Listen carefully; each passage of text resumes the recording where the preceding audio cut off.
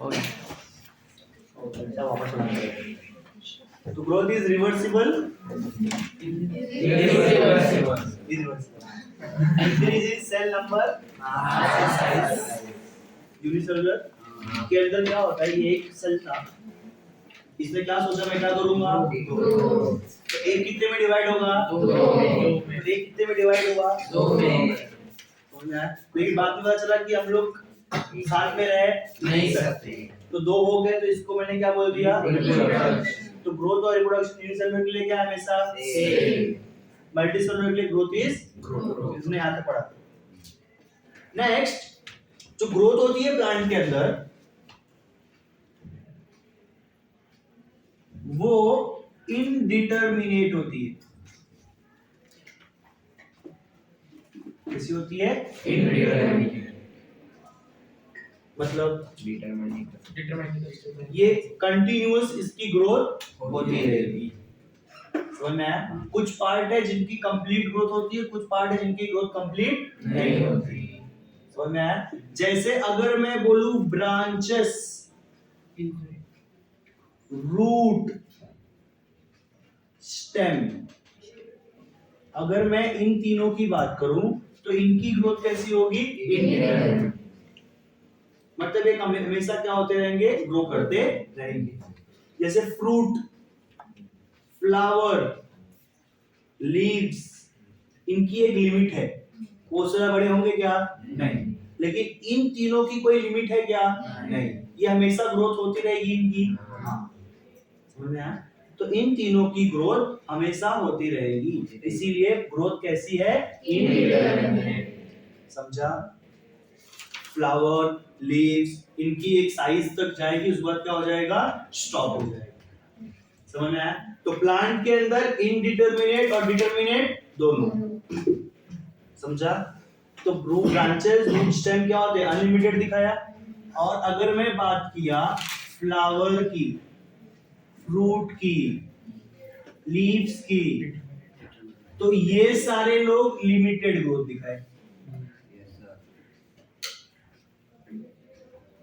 समझ में आया?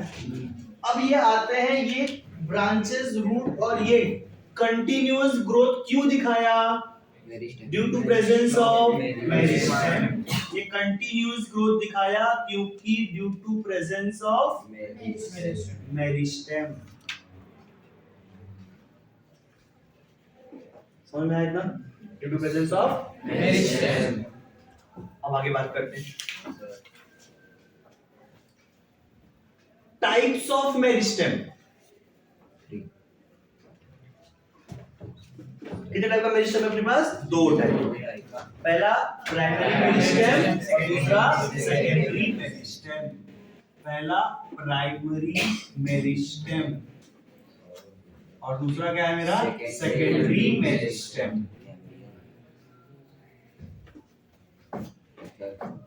तो मैं इतना, जो प्राइमरी मेरिस्टेम है इससे कौन सी ग्रोथ होगी, प्राइमरी ग्रोथ। मतलब क्या इंक्रीज होगा, लेंथ। सेकेंडरी मेरिस्टेम से क्या होगा, सेकेंडरी ग्रोथ, जिसमें क्या इंक्रीज होगा, गर्थ। समझ में आया इतना, समझा? दो टाइप की मेरिस्टेम थी। तो ग्रोथ प्लांट के कितने टाइप की दिखेगी, दो। पहला प्राइमरी ग्रोथ और दूसरा सेकेंडरी ग्रोथ। ये हमने पढ़ लिया, primary growth, secondary growth chapter में। समझा इतना? फिर हमने टाइप्स ऑफ मेरिस्टेम पढ़ा था, हमने टाइप्स ऑफ मेरिस्टेम पढ़ा था। तो मेरिस्टेम को हम लोग on the basis of position divide किया था, on the basis of position. अगर मैं on the basis of position divide करता हूं मेरिस्टेम को, तो उसको मैं तीन पार्ट में डिवाइड किया था। सबसे पहला था अपाइकल, और ये बहुत इंपॉर्टेंट था अपने लिए। अब ध्यान से देखो,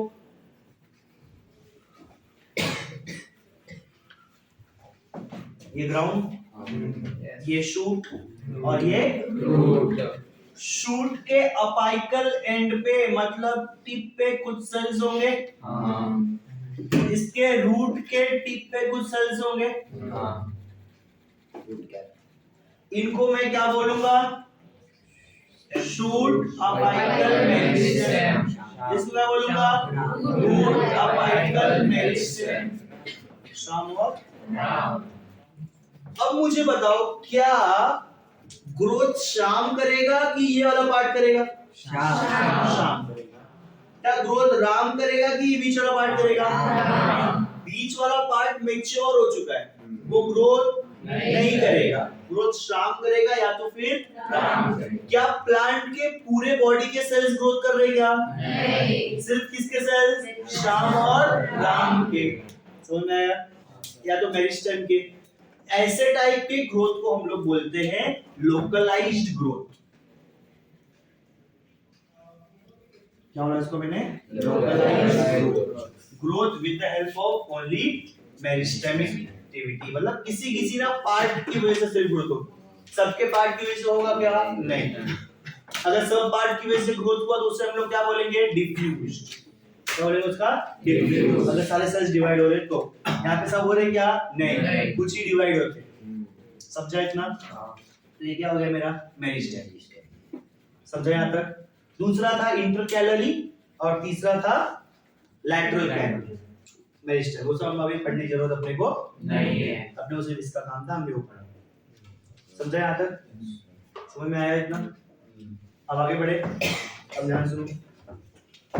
तो हमने पढ़ी है localised growth, indeterminate and determinate. अब नेक्स्ट पॉइंट होता है plant shows open type of growth. Open type of growth मतलब कंटिन्यूअस सेल्स क्या होंगे यहाँ पे? ऐड होते रहेंगे। क्या होगा? कंटिन्यूअस सेल्स क्या होंगे यहाँ पे? ऐड होते रहेंगे। ऐसे टाइप ग्रोथ को मैंने क्या बोला? Open type of growth, that is same as indeterminate. समझ में आया इतना? समझा यहाँ तक? ग्रोथ समझा यहाँ तक? हां सर। पक्का? चलो अब स्टार्ट करते हैं आगे बढ़ना।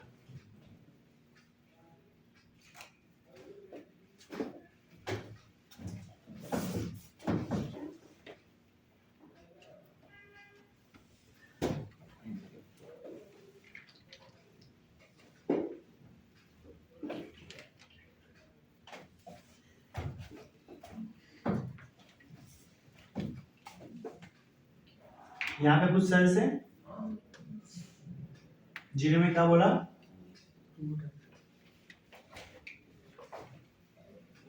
रूट है ये, तो ये क्या होगा? राम। क्या होगा ये? राम। अब राम के बारे में ध्यान सुनिए। ये एक सेल है। ये सेल नेचर में मेरिस्टेमेटिक सेल है। क्या नेचर में ये? मेरिस्टेमेटिक। समझा? ये सेल डिवाइड हुआ दो सेल्स के अंदर। इससे डिवाइड हुआ दो सेल्स के अंदर, जिनमें से एक सेल अपने आप को बना लेगा परमानेंट और दूसरा सेल क्या रहेगा? मेरिस्टेमेटिक। एक सेल कैसा? मेरिस्टेमेटिक। डिवाइड हुआ, मेरिस्टेमेटिक डिवाइड होता है। हाँ, किसमें बनाएगा? एक मेरिस्टेमेटिक बनाएगा और एक परमानेंट। मेरिस्टेमेटिक क्या होता है? जो लाइफ टाइम डिवाइड करेगा। परमानेंट जो डिवाइड नहीं करेगा, अपना कुछ स्पेसिफिक फंक्शन परफॉर्म करेगा। समझा? अभी डिवाइड करेगा क्या? नहीं। ये डिवाइड करेगा क्या? हाँ। ये वापस कितने सेल में डिवाइड हुआ? दो। एक क्या बनाएगा? मेरिस्टेमेटिक, और दूसरा क्या बनाएगा? परमानेंट। समझ में आया इतना? समझाइए। अब ध्यान से देखो क्या हुआ रहेगा। ये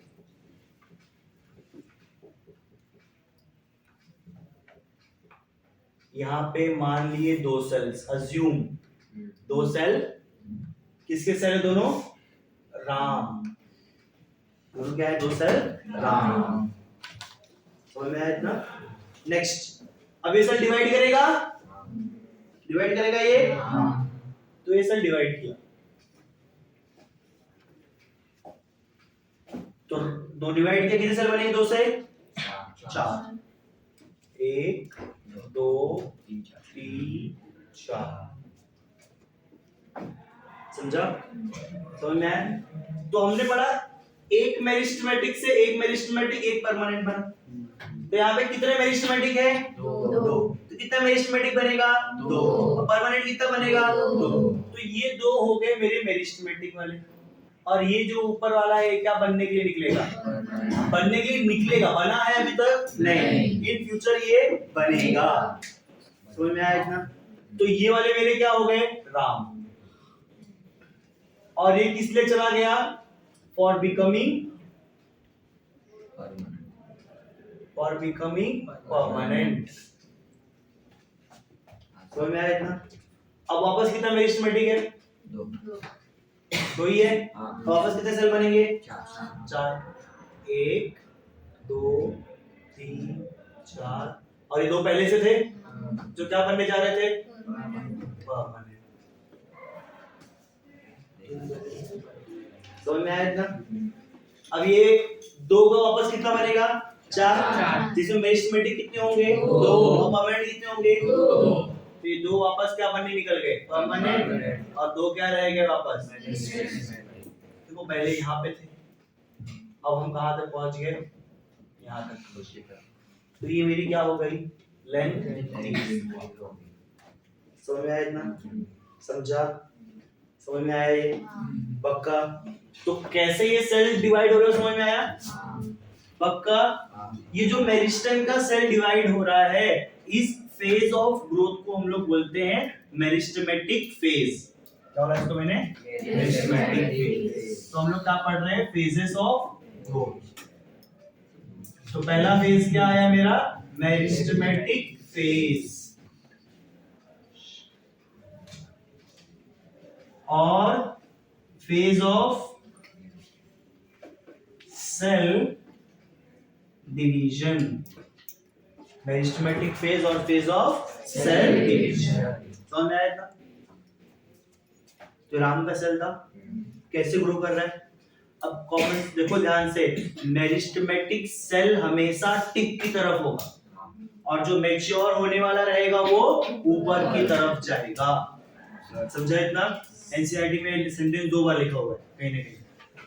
समझा यहाँ तक? अब ध्यान से सुनो। अब मेरिस्टेमेटिक सेल है ये, तो इसकी प्रॉपर्टी होगी कुछ ना कुछ। क्या प्रॉपर्टी होती है मेरिस्टेमेटिक सेल की? ये लाइफ टाइम डिवाइड करेगा। तो meristematic cell lifetime divide करेगा। अगर ये लाइफ टाइम डिवाइड कर रहा है तो इसका सेल वॉल थिक होना चाहिए या थिन? थिन। बराबर टूटेगा। तो सेल वॉल कैसी होनी चाहिए इसकी? Thin cell wall. अगर डिवीजन करना है तो अच्छा खासा डिवीजन कंट्रोल में होना चाहिए। उसके न्यूक्लियस होना चाहिए कि नहीं? हाँ। तो न्यूक्लियस कैसा होगा? Prominent. It contain prominent nucleus. समझा इतना? नेक्स्ट, साइटोप्लाज्म डेंस होना चाहिए, ताकि अगर मेरे पास अगर एक सेल है, सेल की कैपेसिटी 8 लीटर है, उसमें 10 लीटर साइटोप्लाज्म भरा हुआ है, ये डिवाइड होगा फटाक से 5 और 5 बांट लेगा। अगर उसके बाद 8 होना चाहिए, 6 है तो 3-3 बांटेगा और खत्म हो जाएगा। तो साइटोप्लाज्म क्या होना चाहिए? भर भर के होना चाहिए। तो साइटोप्लाज्म कैसा है उसके अंदर? Dense cytoplasm.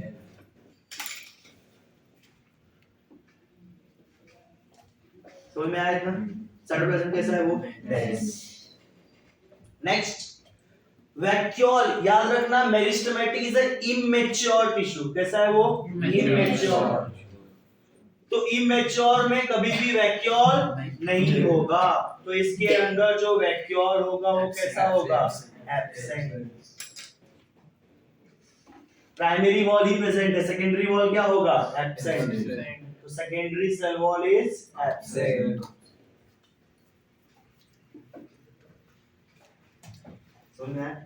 ये किस सेल्स की प्रॉपर्टी हो गई? ये वाले सेल्स। इसकी हो गई, इसकी। समझ में आया इतना? अब ये सेल क्या होगा? डिवाइड। डिवाइड कितना सेल बनाएगा? 4। अज्यूम एग्जांपल में हुआ कितना बनाया? 4। तो जो टिप की तरफ रहेंगे वो क्या होगा? हमेशा राम। जो ऊपर की तरफ जाएगा वो एक नए फेज में जाएगा। जो ऊपर की तरफ गया वो अब एक नए फेज में जाएगा, जिसको हम लोग बोलते हैं जोन ऑफ इलॉन्गेशन। क्या बोला मैंने इसको? Zone of elongation. कौन से सेल्स टुवर्ड द टिप और away from the tip? Away from the tip, away from tip. कहां पे जाएंगे वो? Zone of elongation. समझ में आया? जोन ऑफ इलॉन्गेशन में क्या है? सेल वॉल कैसी है यहाँ पे? सेल वॉल कैसी है? ठीक। सेल वॉल भी थीन है ना, जस्ट आया है वो डिवाइड। सेल वॉल कैसी है इसकी? बाहर से वो क्या एब्सॉर्ब करेगा? वाटर। बाहर से क्या एब्सॉर्ब किया उसने? वाटर। तो सेल वॉल थीन था उसका, बाहर से क्या आया उसके लिए? वाटर। उसने वाटर को एब्सॉर्ब किया। वाटर एब्सॉर्ब होने की वजह से अंदर कौन सा प्रेशर बढ़ेगा? तो टर्चर प्रेशर क्या हो जाएगा? बढ़ जाएगा। अगर टर्चर प्रेशर बढ़ा तो सेल कैसा हो जाएगा? टर्जिड। और सेल्स क्या हो जाएगा? साइज उसकी बढ़ जाएगी, साइज उसकी बढ़ जाएगी। समझ में आया इतना? साइज बढ़ी, अचानक साइज ग्रोथ हो गई उसकी, तो ऐसे टाइप की ग्रोथ को हम लोग बोलेंगे इन फ्यूचर लॉग और एक्सपोनेंशियल। लॉग और एक्सपोनेंशियल। यहाँ पे ग्रोथ ज्यादा हो रही थी, धीरे हो रही थी, स्मॉल अमाउंट में हो रही थी, इसीलिए इस ग्रोथ को हम बोलेंगे लैग फेज। इसको क्या बोलेंगे हम लोग? लॉग और एक्सपोनेंशियल फेज। समझ में आया? अब ये सारे सेल्स क्या क्या कहा? कौन से रीजन में है? Region of elongation. तो ये आ गया रीजन ऑफ इलॉन्गेशन। तो इनका क्या होगा अभी? इलॉन्गेशन।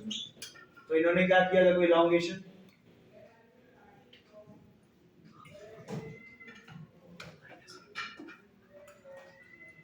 क्या हो गया इनका सबका? इलॉन्गेशन। ठीक। इलॉन्गेशन के बाद अब ये बहुत एक्सट्रीम पे पहुंच गया। अब इसका क्या होगा? मैच्योरेशन। क्या होगा इसका? मैच्योरेशन। तो नेक्स्ट फेज क्या आएगा? Zone of maturation.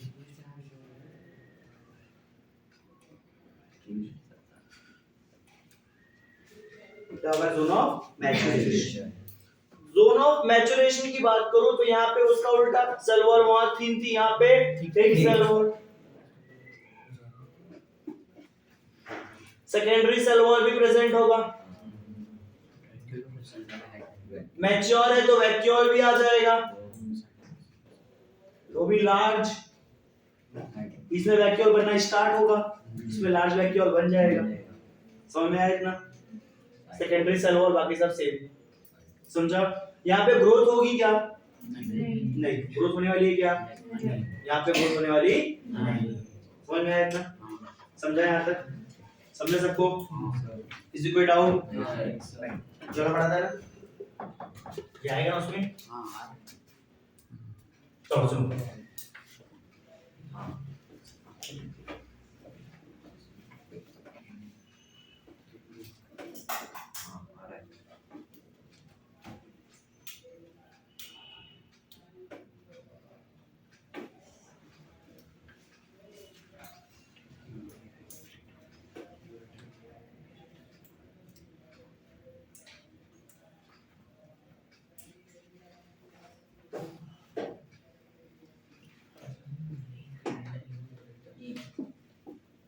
अब ध्यान सुनो, ये है।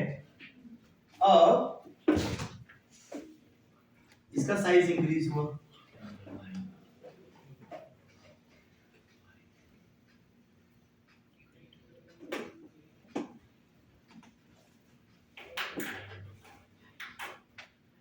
अब मुझे बताओ एक क्वेश्चन ध्यान देखो। इनिशियली मेरिस्टेमेटिक कितना लिया मैंने? दो। नेक्स्ट डिवीजन के बाद भी कितना है? दो। बड़ा इन जनरल जितना था उतना ही रहा। तो मतलब ये जो विड्थ है जितनी है उतनी रहेगी, जो विड्थ है जितनी है उतनी रहेगी। समझ में आया इतना? तो विड्थ में कोई चेंजेस आएगा क्या? समझा यहाँ तक? तो विड्थ में कोई चेंजेस आने वाला नहीं, जिसकी वजह से ये रहा एक ही पोजीशन।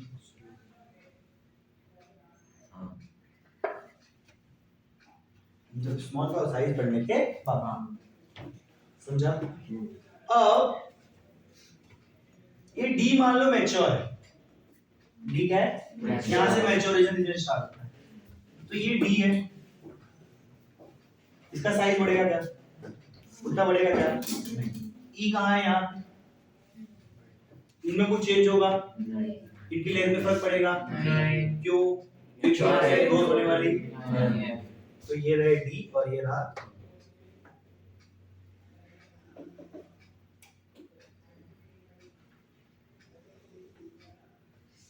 तो ये रहा डी और ये रहा ई। तो अब मुझे कितना इलोंगेशन हुआ अगर ये सीखना है, तो ये रहा इलोंगेशन का रीजन, और कितना पहले था कितना क्या हो गया अब। तो मैंने इस लाइन से सीख लिया। इस मेथड को हम लोग बोलते हैं पैरेलल लाइन टेक्निक। और इसको मैंने parallel line technique for the measurement of zone of elongation. ये स्टेटमेंट में कहीं नहीं लिखा है, बट डायग्राम के नीचे ऐसा लिखा है, this technique is known as parallel line technique. समझ में आई? सुनो डायग्राम, समझा यहाँ तक? नेक्स्ट, क्या हम ग्रोथ को मेजर कर सकते हैं या नहीं? तो ये फेजेस ऑफ ग्रोथ खत्म हो। नेक्स्ट, ग्रोथ को मेजर करना है मुझे। अब मेजर करने के लिए ध्यान से सुनो, अलग अलग चीजों को मेजर करने के लिए अलग अलग तरीके होते हैं।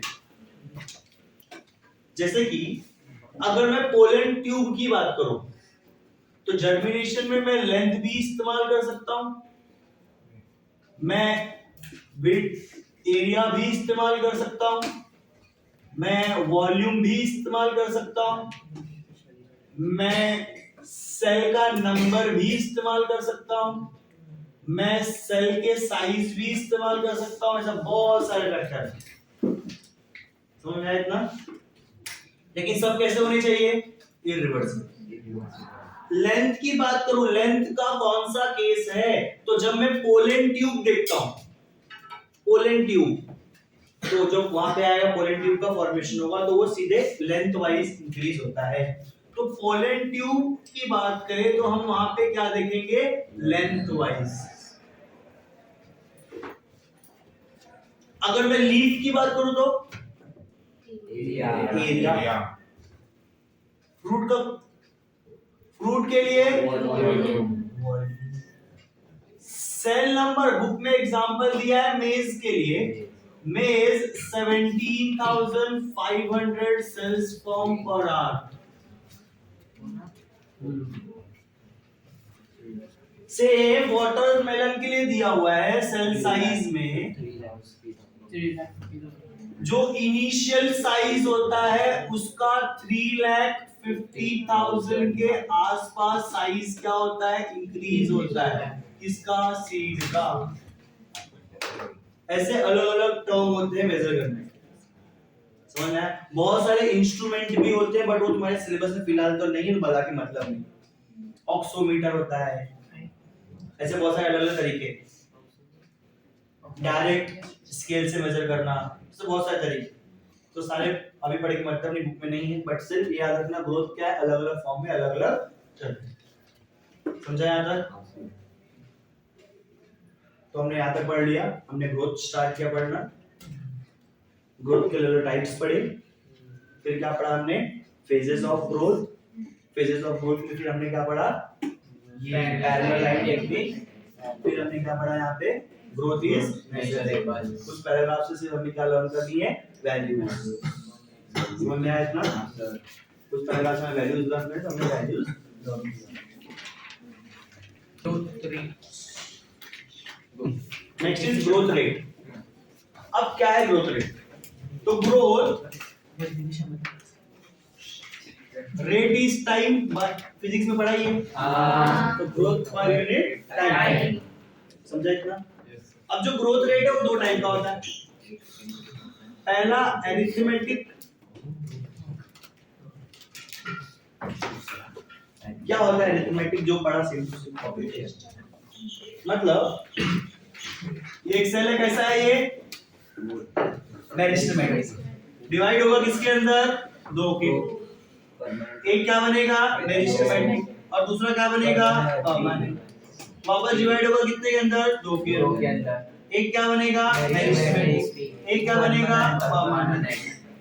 तो इस टाइप वाले को हम लोग क्या बोलते हैं एरिथमेटिक ग्रोथ, समझा इतना? ये नॉर्मली हमने कहां पे पढ़ा, रूट टिप पे पढ़ लिया, कहां पढ़ लिया रूट टिप पे, समझ में आया? ये जो ग्रोथ होता है इसके लिए एक इक्वेशन है LT is equal to L0 plus RT। LT is final length, L0 is initial length, R किस रेट से डिवीजन हो रहा है और T कितने टाइम के लिए हो रहा है, समझ में आया? इसको देख के ऐसा लग रहा है ये जो इक्वेशन है वो स्ट्रेट लाइन का है, तो इक्वेशन स्ट्रेट लाइन का है तो कंपेयर कर दिया तुरंत y is equal to mx plus c। Slope क्या है इसका पॉजिटिव, स्लोप पॉजिटिव, तो ये रहा लेंथ, ये रहा टाइम, तो x और y क्या तो मार्किंग कर लिया मैंने। इंटरसेप्ट पॉजिटिव है, पॉजिटिव इंटरसेप्ट मतलब y के पॉजिटिव से स्टार्ट होगा और नेगेटिव मतलब y के नेगेटिव से स्टार्ट होगा, तो इसके पॉजिटिव से स्टार्ट हुआ, लाइन कहां की तरफ गई ऊपर की तरफ, ऊपर की तरफ क्यों गई क्योंकि स्लोप क्या है पॉजिटिव है। डिफरेंट ग्राफ्स होते हैं, तुमको पढ़ाया रहेगा स्ट्रेट वहां पे 1D में, समझ में आया इतना? तो ये हो गया y इंटरसेप्ट जिसको मैं बोलता हूं L0, ये हो गया इसका स्लोप जिसको मैं क्या बोलूंगा R, तो m इज इक्वल टू क्या हो गया, समझ में आया? तो ये ग्राफ किसके लिए हो गया एरिथमेटिक ग्रोथ के लिए, समझ में आया? तो पहला ग्रोथ रेट क्या था एरिथमेटिक में, जिसमें एक सेल क्या होता था 2 में डिवाइड होता था, जो हमने पहले पढ़ा सिम्प्लिसिटी में, कहां पे दिखेगा रूट टिप के अंदर दिखेगा। नया क्या पढ़ा ये ग्राफ, समझा इतना? सेकंड इज ज्योमेट्रिक ग्रोथ,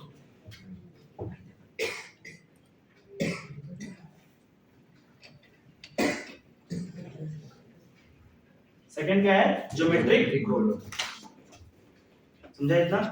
अब ज्योमेट्रिक ग्रोथ की बात करते हैं।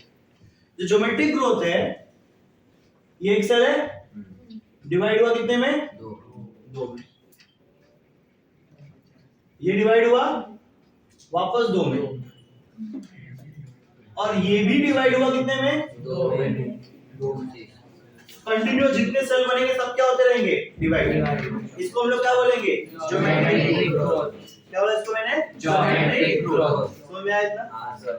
अब ध्यान से इसका जो इक्वेशन है W is equal to W naught e raised to r,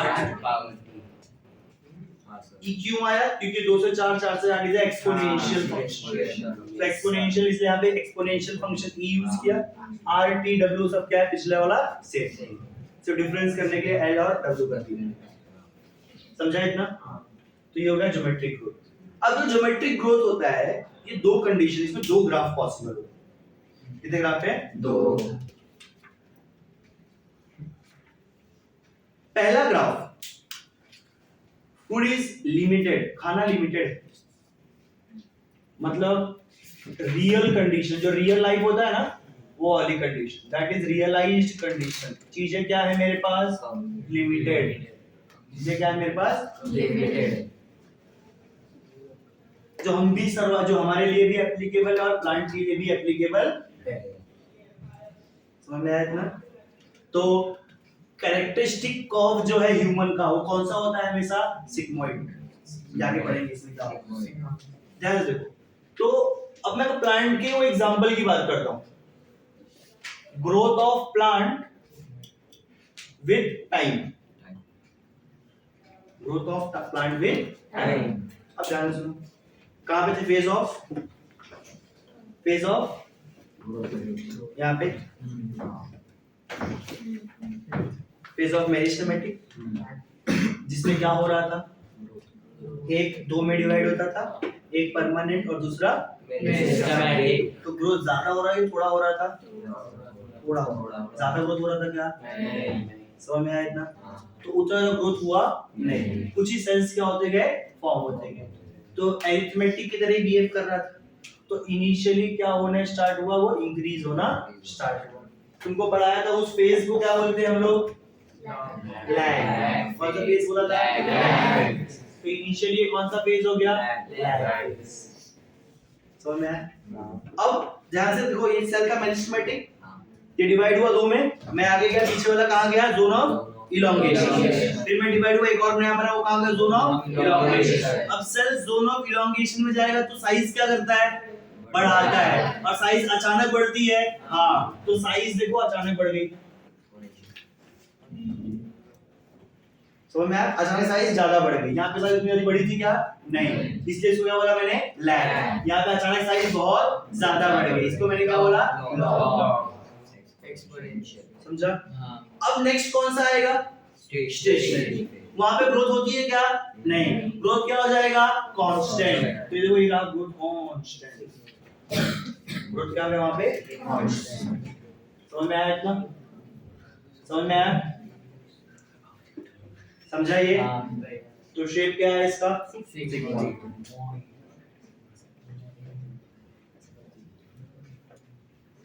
तो शेप आया इसका सिग्मोइड।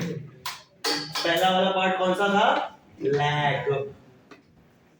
दूसरा वाला पार्ट क्या था? एक्सपोनेंशियल। और एक्सपोनेंशियल। और तीसरा पार्ट क्या था? स्टेशनरी।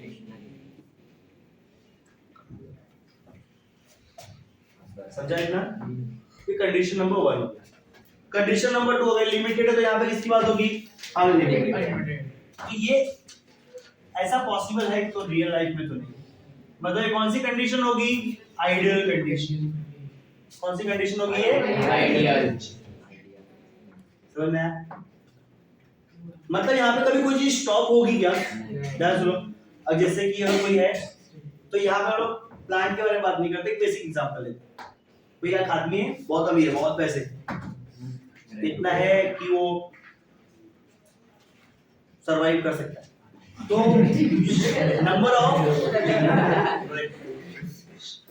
ऑफ प्रोजेनी, मतलब कितने बच्चों को वो पाल सकता है? इनफिनिट। सारे अनाथ आश्रम के बच्चों को एक साथ पाल सकता है।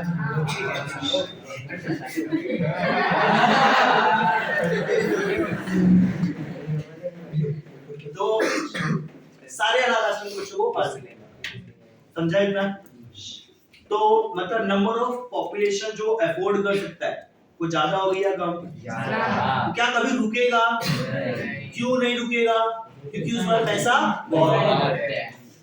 समझ में आया इतना? तो ऐसे केसेस में